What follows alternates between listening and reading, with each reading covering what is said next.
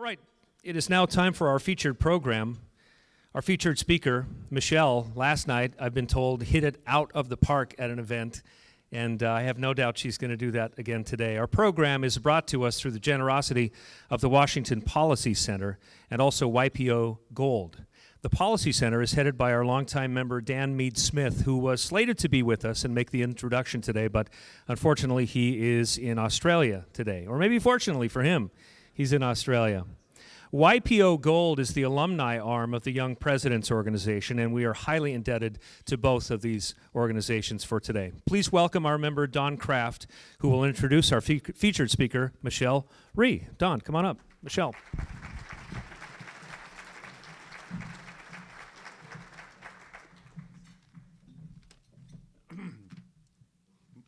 Michelle Rhee is a remarkable woman, and I'm not going to take away from her time on the podium today, which you will really enjoy, I guarantee you, to tell about her incredible life story. But I do want to tell you about one day in June 2007. Michelle was 37 years old, and she had just been appointed to the new position of chancellor of the a school district that was the worst performing in the United States, and which is our nation's capital. And they had just dissolved with their school board and appointed a chancellor to run the whole place. She said the first thing she wanted to do was to meet with the head of the teachers union. And he said his mission was to get more money for the teachers. And she said she agreed with him on that and wanted to work with him because she wanted Washington, D.C. to be the best paid teachers in the country.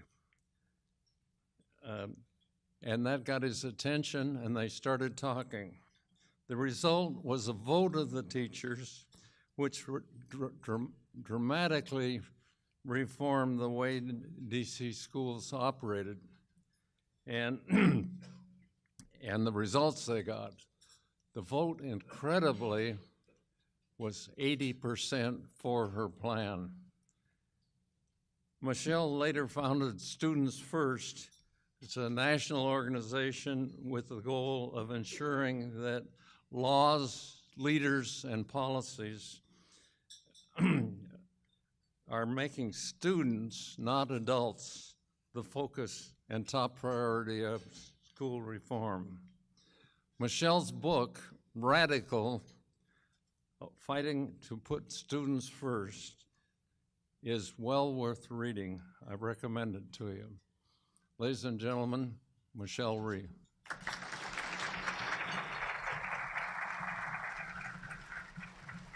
Thank you.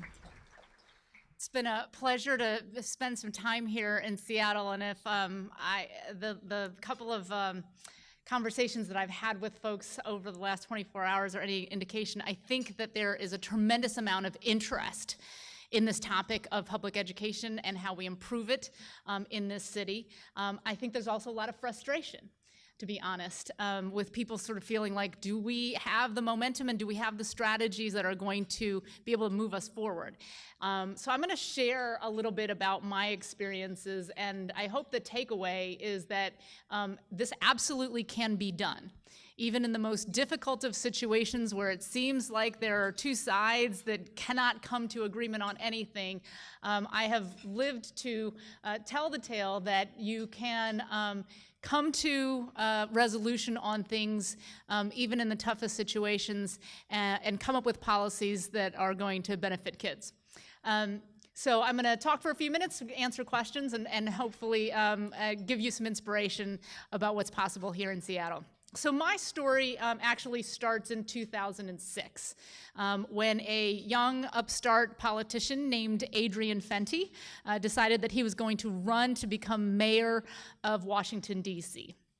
At the time, I think people gave him a 0% chance of winning. Nobody really knew who Adrian was. There was another person on the city council who was a pretty sort of established politician who was running. Adrian wasn't raising a lot of money. He wasn't getting any endorsements. But his strategy was that he was going to go and knock on as many doors as he possibly could to understand what people in the city really wanted and believed. And so urban legend has it that he knocked on over half of the doors in the entire city. And interestingly enough, he won by a landslide. And when he won in 2006, he became the youngest mayor ever to be elected, and the first mayor of Washington, D.C. to be elected having won every single precinct in the district. So he had a real mandate. And if he was here today, what he would tell you is that every single household that he spoke to, when he was sitting in living rooms with voters, it didn't matter if he was in Northwest Washington, D.C. with the lobbyists and wealthy lawyers, or whether he was in Anacostia, which is one of the most distressed communities in the country, that everyone said to him, if you want to really improve life in this city, you have to fix the city's schools. So just to give you a little context around why that was the overarching message that he was getting. At the time, in 2006, the DC public schools were largely known as the lowest performing and most dysfunctional school district in the country. We were the only public school district in the nation that was on high-risk status with the U.S. Department of Education, mostly for the misuse of federal funds. If you were a 9th grader entering into high school in our system, the likelihood that you would graduate within 4 years and go to college was about 9%. Of all of the 8th graders in the city's schools, only 8% of them were on grade level in mathematics. 8%, which means that 92% of our young people did not have the skills and knowledge necessary to be productive members of society. And potentially the most disheartening data of them all was about our little ones. And what that data said was that when children came into the DC public schools as kindergartners, they were about on par with other children who looked like them from cities across the country. So not with their white suburban counterparts. They were already far behind them when they got to school, but they were on par with kids who looked like them from cities like Cleveland or Memphis or Detroit across the nation. The problem was that the longer they stayed in our school district, the worse off they became. So by the time they were in the 3rd grade, as an example, they were far behind kids who lived in those other cities. So as I often thought about it, if you were a young person growing up in Washington, D.C. in 2006, you were almost better staying at home every day than you were coming to school, where you were almost certain to be falling behind. So that was the situation, and it gives you some indication of why Adrian Fenty felt like he had such a clear mandate. So what he did was on the first day in office in January 2007, he introduced legislation to the city council that abolished the school board and allowed him to take mayoral control of the schools, which would then allow him to appoint and manage the city's first schools chancellor. Now, as you can imagine, there was a lot of debate and discussion about whether or not this was a good idea. People saying, look, we're going to lose our representative government if we don't have an elected school board, et cetera. But what was interesting was at the same time, the city's charter school sector was growing really rapidly. So about 30% of the kids in the city were enrolled in charter schools. So even for people who didn't really want to change, they realized something is happening here. And if we don't reform something, then 10 years from now, we could be looking at a situation where there is no DC public schools. So there was a real mandate for change. And he won the approval of City Council to take over the control of the schools in June of 2007. As Don noted, he took over control. That was his first day of having control of the schools. And as his first act, he appointed me as the city's first schools chancellor. I was a 37-year-old Korean girl from Toledo, Ohio, who had never run a school, much less a school district. And so the common thought going through everybody's mind in the city was, what on God's green earth has Adrian Fenty done? What is he thinking? And I was pretty much thinking the same thing as I was sitting in my office on day one. The good news for me was that when you are lying on the floor, there is nowhere to fall. And that's essentially the situation that we were in. Just a couple of tidbits of information about the school district. We were at the time spending more money per child than almost any other urban jurisdiction in the entire nation. $19,000 a year per child, and yet the results were as I described them. So on the NAEP examination, which is the National Gold Standard Test, we were dead last of all urban districts, $19,000 a year. Of that $1 billion budget that we had for education, what I quickly realized was that only $403 million was actually going down to the school level, which means that 60%, or about $600 million every year, was being spent in this incredibly bloated bureaucracy. Just to give you a sense of how that played out every day. So I am announced chancellor.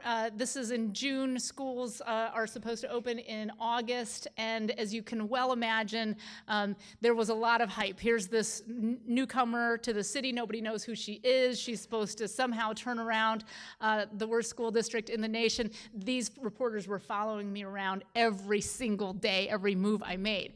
And what I didn't understand was that for the first 2 weeks, at every single stop we made, the reporters would ask me, are you going to open schools on time? Are you going to open schools on time?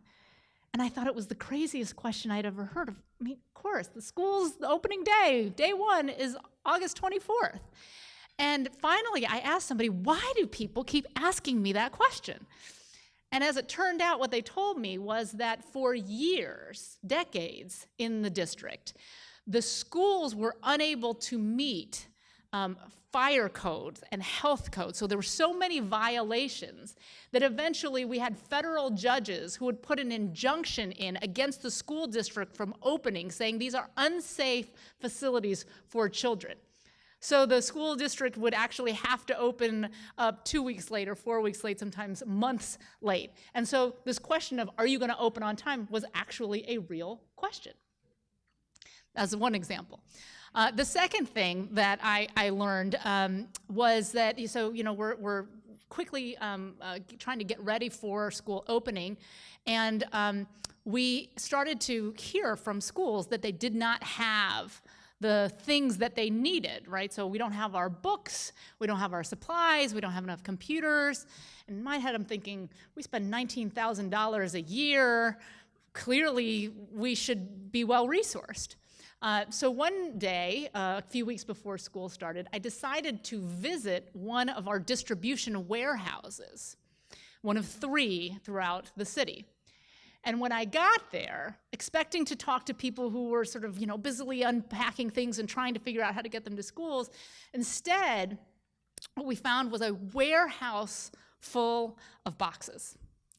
And my staff started taking box cutters and opening these boxes up, and we realized, as we were opening boxes full of books and computers and supplies and furniture, not just that had just been delivered, but from literally years.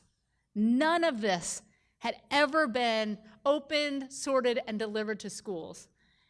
That is when we realized that we had a significant problem. There was no doubt about it.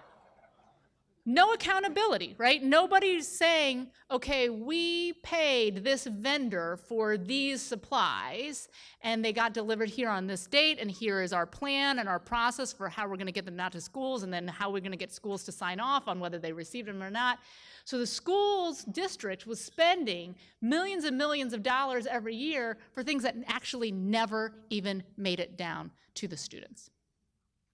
And then, as you might imagine, we were having more personal issues. One of the things that I did was I put in place a policy very early on where I said anybody could email me. I made my email address very public, and I said, if you email me, you will get a response directly from me. I will read and respond to every single one of my emails. People thought I was crazy. They didn't believe me. But I got an email in my first couple of weeks from a teacher who said, I am wondering if you can help me. I pay health insurance for me and my wife. Every 2 weeks when my paycheck comes, you can see the deductions being taken out. My wife, a couple of days ago, was in a car accident, was rushed to the hospital, and promptly told that she was not covered by insurance. I have called the HR department multiple times. No one ever picks up the phone. When I finally did get somebody on the phone, they told me that they didn't think they could help me. Can you do something about this, please? So you can imagine a situation where we are hoping and expecting teachers to be able to come to school, do their best work for us, but when you are literally terrified that your wife is in the hospital and is not covered by the insurance that you have paid for, it's hard to focus on your job every day. So that's the situation that we inherited. I will tell you that despite the fact that that sounds pretty darn awful, for a lot of people, it seemed like an intractable problem. Like, how can you maybe we should just close the school district down and make every school a charter school, because there is no fixing a bureaucracy like this. I will say that we managed to absolutely change the culture of that school district, the way that it functioned, to focus on kids, to ensure that there was accountability for what we were delivering to them every single day. And after just 2 years, DC went from being the lowest performing school district in the nation on the NAEP to being the fastest growing school district on nationally recognized standardized tests. And it remained that way between then and when the last NAEP was given a short time ago, so for 8 years. So this is absolutely possible to do. So I want to share with you the 3 biggest lessons that I learned and the 3 strategies that I think are most important in moving a community forward. The first is that we have to respect teachers for the incredibly difficult job that they have to do every single day.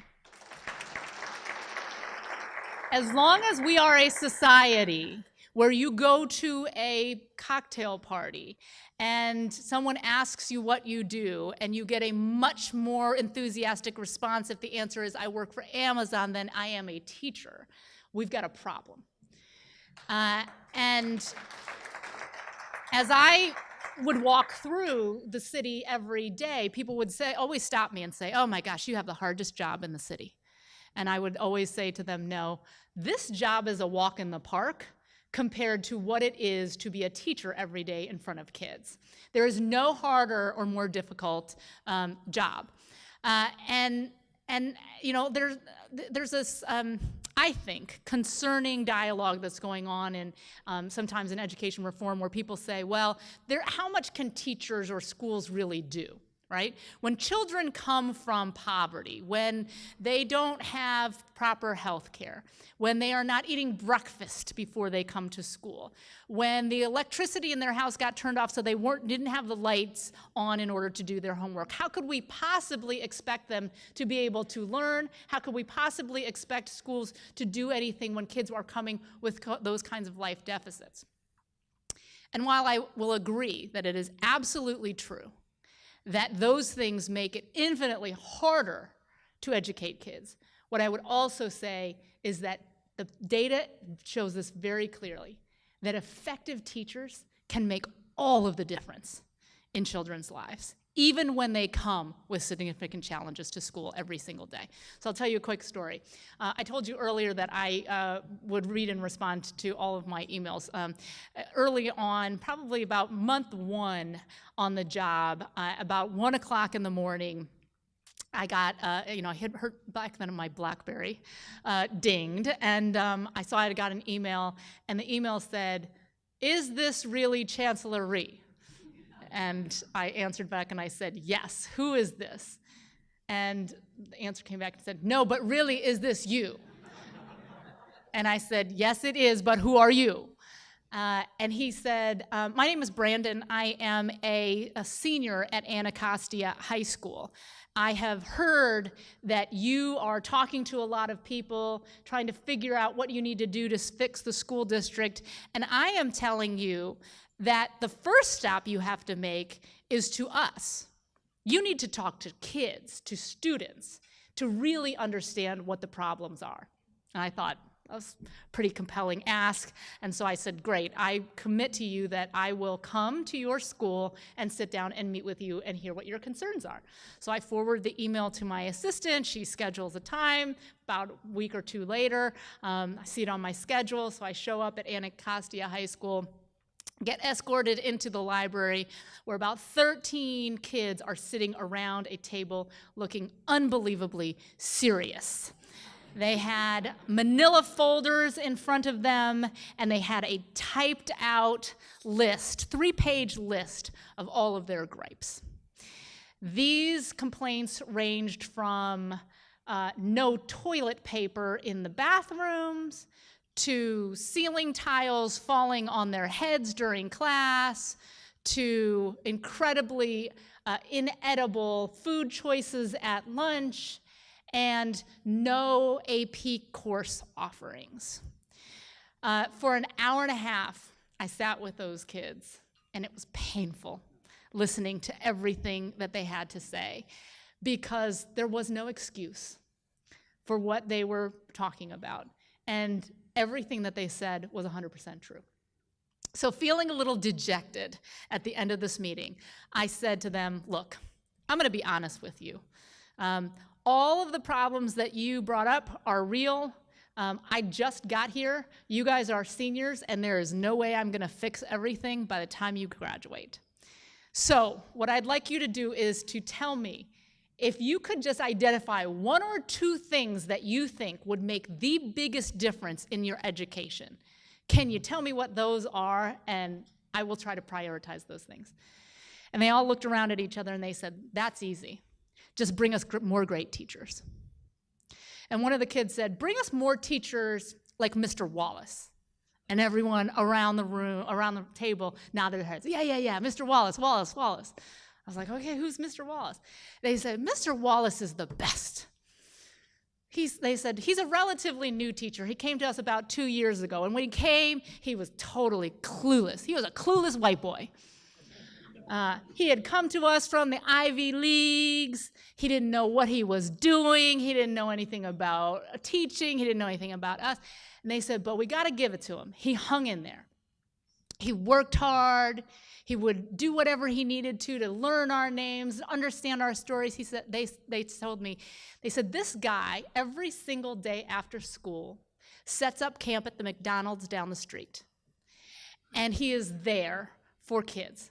If you are hungry, he buys you a hamburger.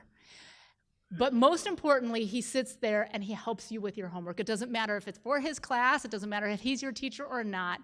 He will sit there and work with you until you understand everything and have your homework done. If you could bring us more people like Mr. Wallace, we're good on everything else." And I thought, gosh, that's so poignant from a kid. So, the meeting sort of disperses, and I said, "Okay, I got to go meet this Mr. Wallace guy, right?" So I go and I walk into this classroom, and this guy is in there, and he looks a mess. He's got pit stains on his shirt. He's got chalk dust in his hair. And I said, "Are you Mr. Wallace?" He said, Yeah. And I said, I just wanted to introduce myself. I'm the new chancellor. I wanted to let you know that the kids think you are unbelievable. I know you're part of the Teach for America program. Your 2 years is up. Are you going to stay?" And he says to me, "I don't know." I said, "Why?" And he said, "Because we don't have the bare necessities that we need to give these kids a decent education. he said, I have my colleagues, some of them who come to me and say, Wallace, why do you show up early and why do you stay late? You're not supposed to do that. You're making us look bad. Stop. Which is why I set up camp at the McDonald's instead of here. I have an administrator who evaluates me and says I'm an excellent teacher, even though I know that there's so much more I can learn. I don't know if this is a sustainable profession for me.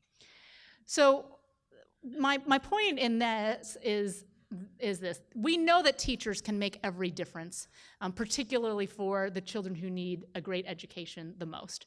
But the bottom line is we are not creating an environment in which great teachers want to stay. And so unless and until we change the dynamics around the teaching profession, we will not be able to be successful. So that's one.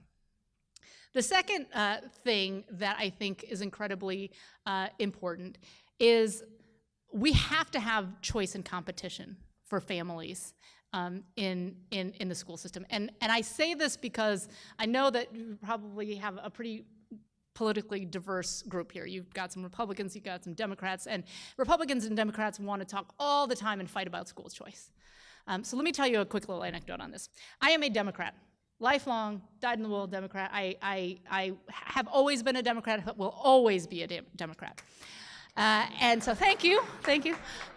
So when I got to DC, I knew what I believed in and what I didn't believe in, right? So I believe in the traditional public school districts, et cetera. What I did not believe in and where I drew a very bright line was around vouchers. I did not believe that vouchers were a good thing. In my mind, it was taking public resources away from low-performing schools that need resources the most, right? Not a good thing.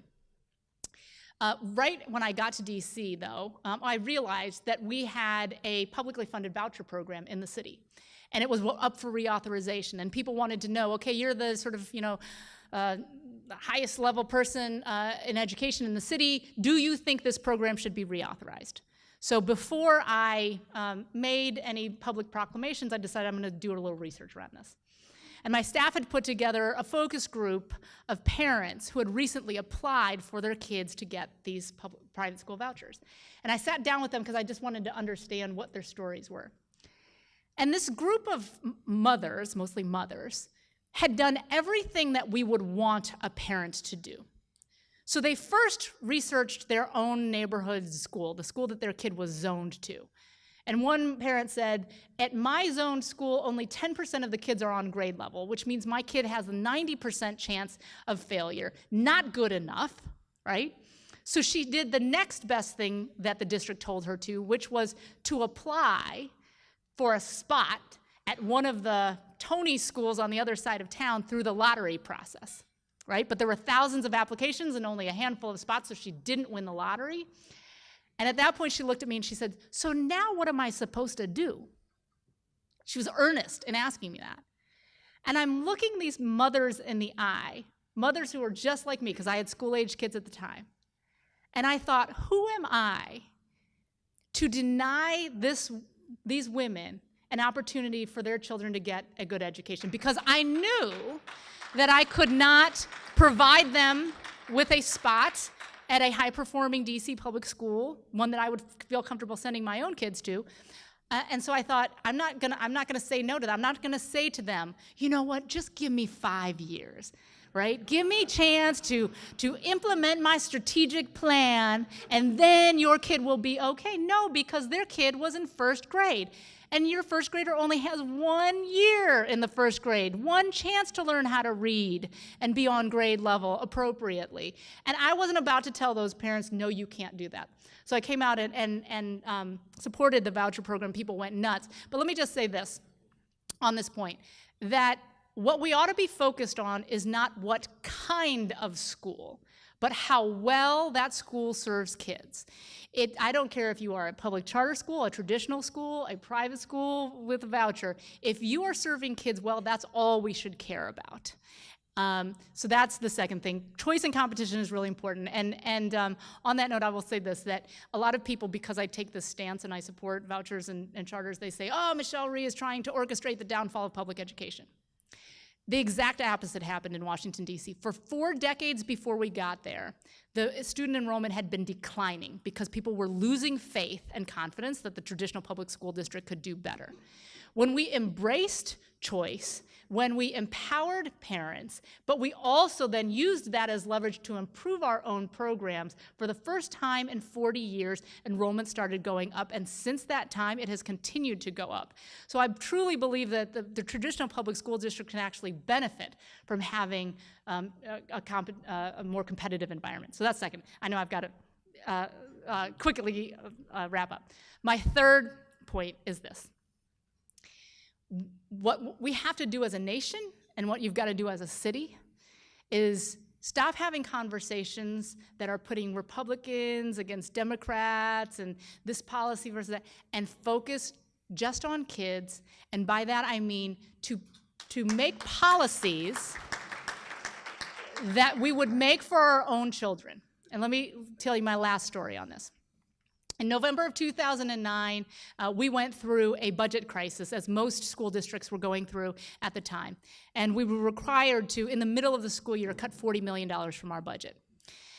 Traditionally, when the school district had done layoffs, they had done them by seniority, which we thought was incredibly detrimental. So I gave the principals, for the first time, the power to conduct those layoffs by quality instead of seniority. We had to lay off 266 people. The city went nuts. The unions were off the chain. They were after me. They were holding protests, rallies, et cetera. At one meeting in particular, an elected official stood up and said, "Chancellor Rhee, I am demanding that you reinstate the 266 wrongfully terminated teachers today." And I looked at him and I said, "I'll tell you what. You have 4 children, none of whom attend the DC public schools. If you agree to send one of your children to DCPS and allow me to assign them one of these ineffective teachers that I just laid off, then I will give that person their job back. And if you bring all 4 of your kids back and allow me to assign them an ineffective teacher, I will give 4 of those people their job back. I'll tell you what. You can bring your aunts, your cousins, your uncles, your church deacons, anyone that you care about, any child that you care about, that you think would be okay to put in an ineffective teacher's classroom, I will give every single one of those people their jobs back." Needless to say, he did not take me up on that offer. And herein lies the issue that we have today. You have school board members, you have state legislators, you have members of Congress, et cetera, who want to make policies for other people's children that they would never, ever accept for their own. You can't have your kid tucked up in a Tony private school or magnet school or high-performing neighborhood school somewhere and then subjugate other people and their children to having no choice and no high-quality options. You can't do that. Look, if you're willing to send your kid to a failing school and then say, "I don't want vouchers and I don't want choice," then you are allowed to do that. But not if your own kids have better. And the reality is that if we started making policies more broadly in the same way that we make decisions for our own children, I think we would have, first of all, a vastly different set of policies, and one that I think would be incredibly effective for serving all kids. So here's my message, Seattle. The bottom line is, it is absolutely possible to affect really dramatic systemic change in a pretty short period of time. What it takes is committed leadership, political courage, and people like you who are willing to reach across the aisle, have reasonable, adult, respectful conversations with one another to put kids and their interests first and foremost. And if you do that, I am telling you what can be accomplished, there is no end to. Thank you.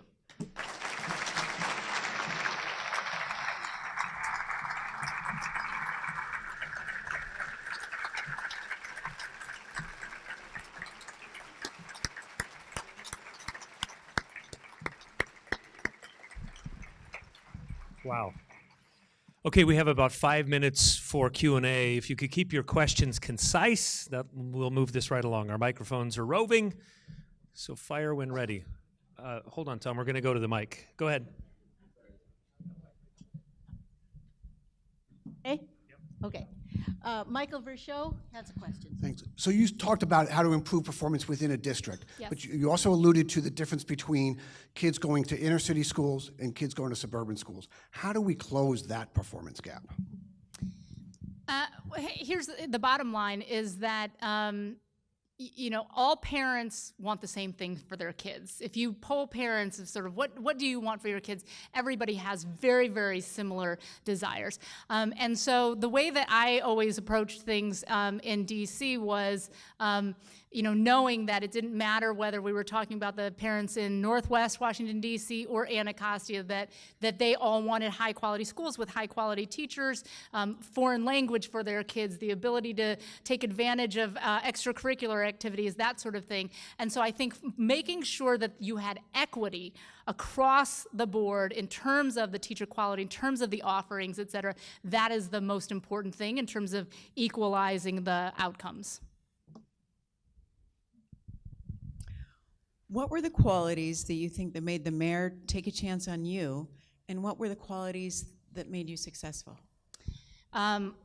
So Adrian Fenty said that he wanted somebody who wasn't a traditional superintendent. He wanted somebody who was sort of on the upward trajectory of their career, who was willing to take some chances. And I will say this, what made me successful was him. People don't talk about him enough, Adrian Fenty enough. If you look at how much turmoil all of these reforms caused, right? I mean, there were people protesting, not just in front of City Hall, but in front of his house every single day.